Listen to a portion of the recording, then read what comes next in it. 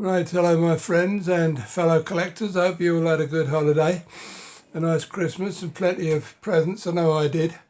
No doubt you'll be seeing my lot sooner than later. I thought it occurred to me that I hadn't caught up with my vintage science fiction paperback pickups. I didn't go out last week, so it gives me a chance to catch up with the previous 2 weeks. So I'm going to do like two pickups in one here. Now, with the price of some of these vintage science fiction paperbacks being stupidly eye-watering on eBay these days. I mean, some dealers are charging like, I don't know, 15, 16 quid for any old vintage paperback. I guess I'm lucky to be getting these for, well, so like between 150 and 2 quid, because the guy knows me now in the shop. He knows I'm a regular and he gives me a discount. So, as I say, I'm picking these up for sometimes 150, sometimes 160, So, I consider myself fortunate to be getting some of this nice old stuff for that amount of money, which is nothing for vintage SF paperbacks these days, especially stuff from the 60s. But I mean, I'm sort of like stretching vintage a bit to the 80s, because I mean even the 80s, it's like 40 years ago. So I guess it's not too much of a stretch to call them vintage. So yeah, as I say, I've got two lots here now. We'll get started. Now, back in the old days, when I had thousands of these things before the Great Purge, I remember this book for some reason very well. It's like a sampler.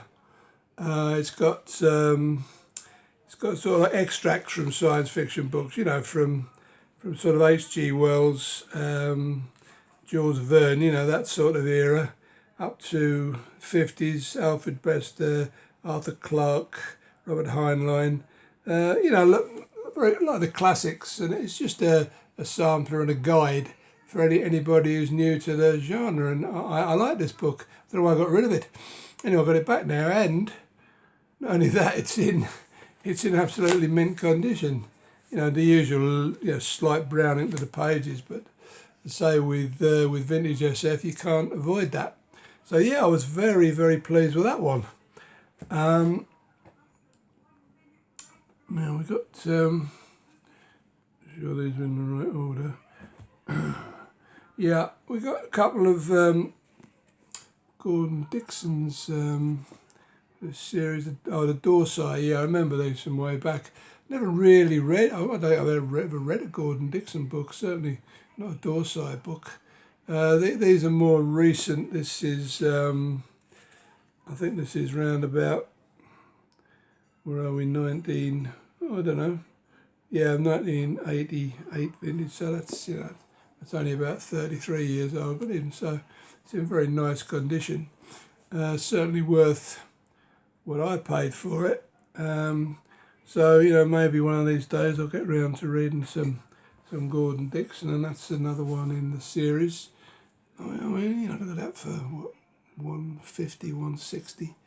I mean the price on it's 4 quid, even back then. So to me, that's an absolute bargain. I mean, I don't think. Well, there is a slight creasing to the spine, so it has been read. But these are very good buys for the price. Very pleased with them. I mean, that's one good thing about this shop that I'm going to. A lot of the stuff's in good condition, and if it isn't, I'm sort of leaving it behind. That's a collection by Larry Niven. I think I've read a few short stories by Larry Niven, which this is. It's a collection, but I don't think I've read any of his novels, which I really should have done. But yeah, that's an Orbit book from, I would guess, the 70s, but Yeah, 1975. That looks like a first British publication from 1975. Always like the artwork on these Orbit editions. Very nice stuff. And then we have another here in the Stainless Steel Rat series. I seem to be picking up a few of these. But I know they were quite well thought of back in the day. I think this is probably Stainless Steel Rat's Revenge. I think this is probably a more modern. Yeah, this one's 77, reprinted 77, so it's a second or third printing. But there again, nice artwork on the cover. But there are a load of those Stainless Steel Rat books. I've got a few of them now. I think I showed you last time. Oh, no. I think I picked up a volume in the second, in week 4. Yeah, anyway. Piers Anthony's Cluster series. I don't think I've showed you any of these before. This is volume 2, showing the lady. And a lot of these science fiction artists had a penchant for naked women, or half-naked women, shall we say. I don't think naked was allowed, Frank Frazetta, as I remember. But anyway, that's a very nice volume. Once again, it's only been read once, judging by the state of the spine. And this one is circa 1978, so it's 79. Sorry, it looks like a first paperback, printed in hardback by Millington. I have a couple of Millington books because Harlan Ellison had a few published by Millington. That's a Panther book, and then we have there's another Stainless Steel Rat. Strange colour, like a tape on the Lord Kitchener Second World War poster, or first, I can't remember. First probably. We Want You for the army. That's a very nice edition. So that one that's brand new. Either that or somebody were very careful when they read it. And I mean, this is very unusual, but the pages in that are perfectly white. So I mean, whether some of these are printed on better stock, but so this is 1979 first British publication by the look of it. I know a lot of these vintage now get brown pages, but it's something you can't avoid.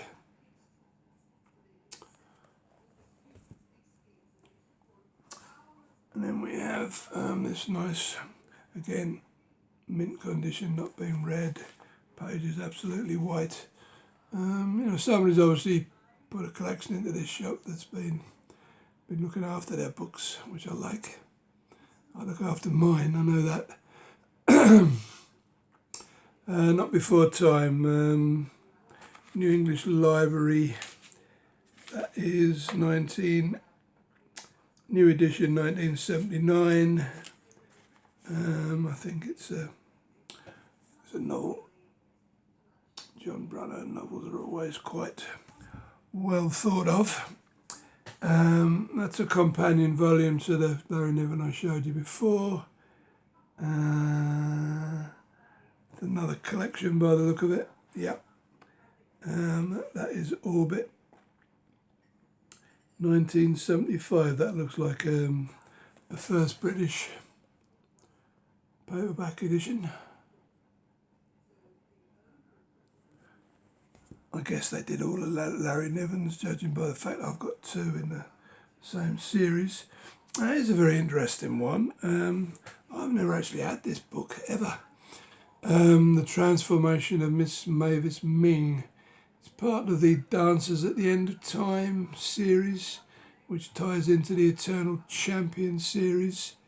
But it's a book I've certainly never seen about, and I've never owned it myself. So I was quite delighted to get that one. That is 1977 vintage, and it looks like a first paperback, first British paperback. Weird cover. Yeah, so nice. Right, that's an American edition, Pyramid Planet Buyer by Cordway and Smith. Not familiar with this guy, but I remember having a few of his books back in the day. The Man Who Owned Earth. It looks like oh no, it's a novel. Yeah, just it's got different chapter titles, and that one is first American paperback, 1964, I think it was. I remember, yeah, 1964. So that's a nice vintage one. That's 57 years old. In bad shape, really, for a 57-year-old paperback. A little bit of browning, but yeah, delighted with that one. Yeah, I seem to remember having this one. I had a lot of these Penguin books because when I was a kid, Penguin were the only people really that published science fiction, like John Wyndham and H.G. Wells, Olaf Stapleton, people like this. And I had to travel a long way to get them when I was about 13, 14, when I was really getting into this stuff. And I seem to remember having that one, although that's obviously a later edition. A Mirror for Observers by Edgar Pangborn. Didn't do a lot of science fiction, this guy, but he was quite well thought of. This particular volume is from 1966. It looks like a first British paperback edition. Not in bad shape. Quite happy with that one. And then the last buy from week 3 was Furious Future by Alexis Buttress.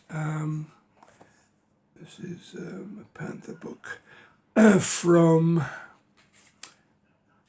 where are we, 1966. Once again, it's the first British paperback. I remember this guy, he did a great novel called Who, about a guy who comes back from, a spy who comes back from Russia with a metal head on. I didn't know who he was because he had a metal head. It's like a whodunit science fiction novel, but it's if you come across it, it's a good read actually.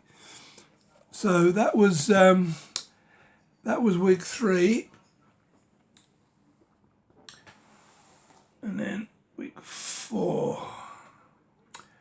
Right, these are in no particular order. I haven't sort of sorted them into any particular order, but yeah, these oversized Moorcock books, especially the Savoy ones, are quite collectible now.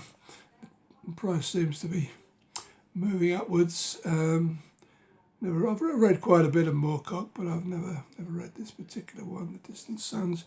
This one's actually a New English Library edition, although it looks like a Savoy edition, and it hails from 1975. Sorry, that's the original edition. It's actually 1989, so it's quite recent, just over 30 years old. So it's not in bad shape, and I don't have it, so not to worry about the age of it. Picked up quite a few Moorcocks in week 4, so The Adventures of, I'll have to look at it, I can't see it probably. Una Persson and Catherine Cornelius. Now obviously it's related to Jerry Cornelius, who was one of Moorcock's famous characters, sort of semi-science fictional. It's not, I wouldn't call it sort of like pure science fiction, but it does have science fiction tropes and memes, if you like. Yeah, I've never had that one either, so quite happy to pick that one up. This particular volume is from, I want to come to the page. Yeah, this is a 1980 edition, so there again it's quite recent, originally published by Quartet Books. This is one of Moorcook's Lord of the Spiders. I think this is from a series of 3. I mean, Moorcook did a lot of, shall we say, not hack work, but stuff that would get him a few bob without too much effort. And I think this series was one of those. Again, it's a New English Library, and it's from, again, 1983, a reprint.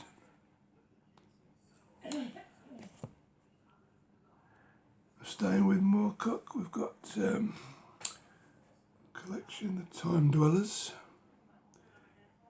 This is the Mayflower edition. The Mayflower did most of Moorcook's books in the UK. All of my decent Moorcook books, like the Elric ones and the Hawk Moon and all of those, are all American editions. So I used to collect American stuff, but I don't have that one. So I'm thinking, well, and this is it's a reprint from 1973. Nice cover.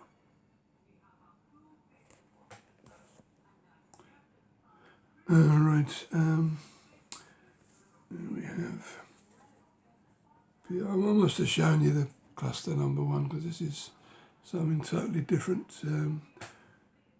Race Against Time, and it's a tour book, so that's a US copy. It's got a nice, see there, it's a nice bit of embossing there. I like to see books that would have taken a little bit of trouble to make them look smart. This is the first American paperback by the look of it, from 1985. Not familiar with that particular author, but there you go. Ah yes, right now I've managed to pick up a few more proper Doc Smiths.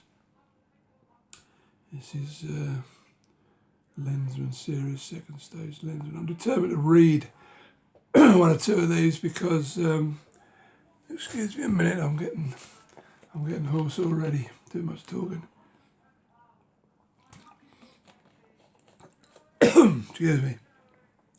I'm determined to read some Doc Smith because I always used to hate space opera, but I must get myself familiar with it. Second stage Lensman. That's a Panther edition from 1973. It looks like a first UK paperback. So quite pleased with that, and that's companion volume, first Lensman. I think there were more of these Lensman. This is the second novel in the Lensman series. And that's the 5th. So I've got a couple of spaces to fill there. That's another Panther book from, looks like 1972, and it's the first UK paperback. These are not in bad shape, so quite happy with those. Right, there's another author I've never read, James Blish. A lot of people like him. Midsummer Century, a novel. Very slim, it's more like a novelette even. Excuse me. That is an Arrow book. Oh dear, too much breakfast by the sound of that. It is an Arrow book from 1975, and it looks like a first UK. Nice cover. Interesting. But say it's in mint, this one, so I mean, you can't do much better than picking old books up in mint condition. Now, when I first saw this, I thought it was a novel, but it isn't. It's actually stories. Well, not stories. It's factual stuff about time travel. You know, it covers stuff like the Philadelphia experiment, where they tried to transport soldiers, or reputedly tried to transport soldiers from one place to another. But since I'm interested in time travel, I wasn't disappointed that it wasn't a novel. I've never come across it before. Johannes von Butler. The name rings a bell to me, but maybe I've seen it somewhere. It was first published in Germany, actually, and this is a Fontana edition from 1976, so it's quite old, and it's in absolutely mint condition. So, yeah, even though it's not strictly science fiction, I was quite happy to have that one. Right, we've got a few more, well, a couple more stainless steel rats. This unfortunately has got a little fold in the cover, but you can't have everything. That's another Orbit book. It reminds me a bit of Frazetta for some reason, that cover, but it's a Futura stroke Orbit edition. I don't know where this falls in the canon, but I know there's quite a few of them, and this is from reprinted 1980, so that's a reprint. And then Stainless Steel Rat Saves the World, that one's in absolute mint. It's a Sphere edition. And there again, it doesn't say whereabouts that falls, but it's absolutely white pages, nothing on the spine. You know, I just love picking these up in that sort of condition. It's incredible, really. I mean, this is reprinted 1976, so we're looking, what, 45 years old? To pick up a book of that age in that condition for the price is just great. Right, and then these last few I show you are all Michael Moorcook. This is a Penguin of all things. Didn't know Penguin had done any Moorcook. But it's an anthology, so obviously it isn't all by Michael Moorcook. It'll be, oh yeah, this one is just got an introduction and by Moorcook, and it's got Aldous, J.G. Ballard, Thomas Dish, Zelazny. Try saying that when you've had a few beers. Zelazny. And this is reprinted 1979. Yeah, never owned that one, even back in the day, so quite happy with that. This is Land of Vine. I think this is I think it was a character called Oscar Bastable or something. I don't know, I've never read them, but yeah, I think there's a companion volume, or there might be 3 in the series. Warlord of the Air, Land of Leviathan. I think I've got the Warlord of the Air as an ace science fiction special, but anyway, that's a quartet version of the Land of Leviathan. It's down as science fantasy, and it is from 1975, and it's the first UK paperback by the look of it. And then penultimately we have, right, I'll get these in the right order. Unfortunately, I've got volume 1 and 2 of the Dances at the End of Time trilogy. This is volume 1. There again, absolutely mint condition, nothing wrong with that at all. And it is a first paperback from 1974. An Alien Heat. And we also have, in not quite mint condition this one, but that's the HoloLens. That's the, hang on. I thought, excuse me a minute, I'm just having a look at, did I not have, I've not already shown HoloLens. Oh, maybe I'm going mad. I thought I'd already shown a book called HoloLens. Excuse me one moment while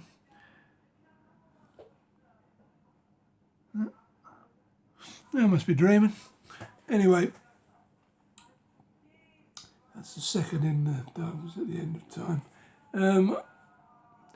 Yeah, this is all tied into a character called Jerick Carnelian, which I think is tied into Jerry Cornelius, which is again tied into the Eternal Champions cycle of books.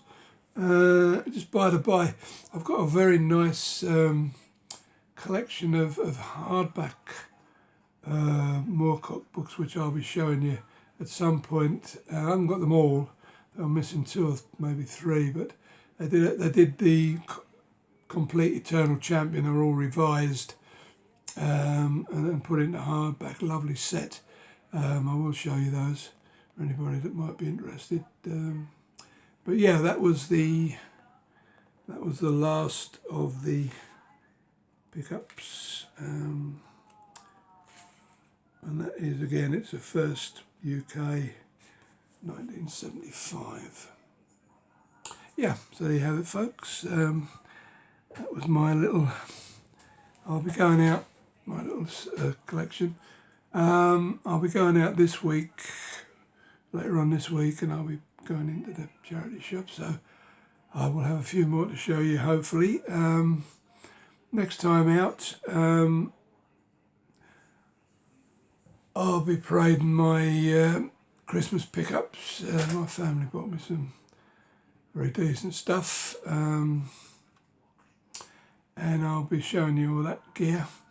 In the meantime, it just leaves me to wish you a Happy New Year, and thank you very much for all your support in the year that's just passed. I'll remind you, if you're not subscribed, please do, and just keep looking. I'm sure I'll have something interesting for some of you eventually, so just keep looking.